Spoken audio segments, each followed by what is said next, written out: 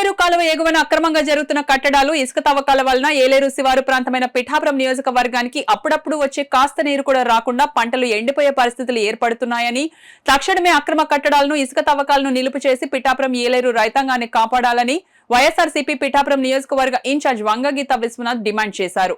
పిఠాపురం పట్టణంలో గల వైఎస్ఆర్సీపీ కార్యాలయంలో ఈ విషయమై ఆమె పార్టీ నాయకులతో కలిసి మీడియాతో మాట్లాడారు. కార్యక్రమంలో గండెపల్లి బాబి, బొజ్జాక్ పెదకాపు, మత్తుల సాయి, అడప రఘు, రావుల మాధవరావు, కొత్తెం దత్తుడు, ఉలవల భూషణం, పాలిక్ ప్రవీణ్, సూరవరపు అయ్యన్న, గరగా బుజ్జి తదితరులు పాల్గొన్నారు. దీనివల్ల రైతులకి పంట నష్టం.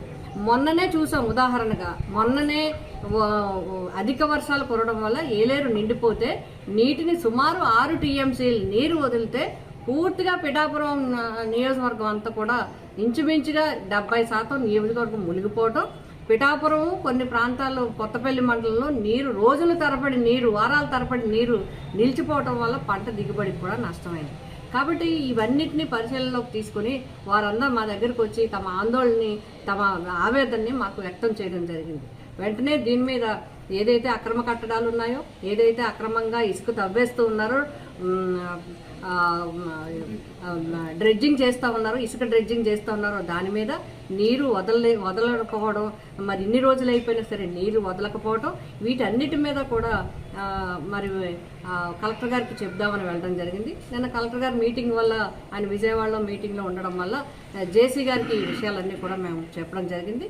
మా రిక్వెస్ట్ ఒక్కటే, ఎవరైనా ఏలేరు ఏలేరు రిజర్వాయర్ మీద ఆధారపడ్డ అన్ని జగ్గంపేట కావచ్చు, పెద్దాపురం కావచ్చు, పిఠాపురం కావచ్చు, ఈ నియోజకవర్గాలన్నిటి రైతులు కూడా రైతులందరికీ ఉపయోగపడాలి. ఏదైతే కంచి రామన్న పంతులు గారి యొక్క డైరీ ఉందో ఆ డైరీ ప్రకారంగా మీరు అధికారులందరితో, ఇంజనీరింగ్ అధికారులందరితో పర్యవేక్షణ చేయించండి, రైతులకు ఉపయోగపడేదే చేయించండి. అక్రమ కట్టడాలుండి దిగువ ప్రాంత రైతులకి పంట నష్టం కలిగించే విధంగా ఏ చర్యలున్నా వెంటనే దాని మీద చర్యలు తీసుకోవడం, ఆ కట్టడాలు నిలుపుదల చేసి రైతాంగానికి నీరు సరఫరా అయ్యే విధంగా చూడటం, ఇదే మా అందరి అభ్యర్థన. జేసీ గారికి ఇచ్చాం. జేసీ గారు కూడా వెంటనే ఇంజనీరింగ్ శాఖ ఎస్సీ గారితో కూడా నేను మాట్లాడడం జరిగింది. ఎస్సీ గారు కూడా దీని మీద చర్యలు తీసుకుంటాము, వెంటనే మాట్లాడతామని చెప్పడం జరిగింది.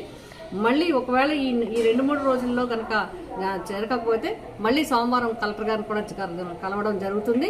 దీని మీద పూర్తిగా పిఠాపురం రైతులకి కానీ, పెద్దాపురం కానీ, మరి ముఖ్యంగా మాకు శివారు ప్రాంతం ఉంది కాబట్టి పైన ఏ నిర్మాణం జరిగినా, కట్టడాలు జరిగినా అనాథరైజ్డ్ అయితే తొలగించాలి, లేదంటే మా ప్రాంత రైతుల యొక్క భయాందోళనలు తొలగించాలి, నీరు సరఫరా పూర్తిగా అయ్యే విధంగా చర్యలు తీసుకోవాలని చెప్పి మేము కలెక్టర్ గారిని కోరుతున్నాం.